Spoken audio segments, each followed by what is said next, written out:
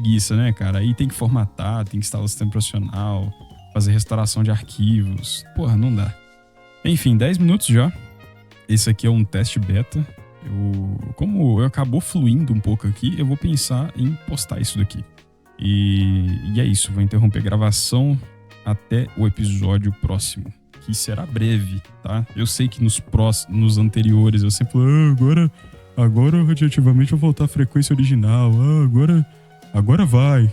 Então, vocês nem acreditam mais em mim, mas agora vai, tá bom? Agora vai. Segue radioativamente no Instagram, no Twitter, no X, sei lá, todas as plataformas aí, só pesquisa Radioativamente Podcast no Google e vai aparecer tudo. Tem um site também.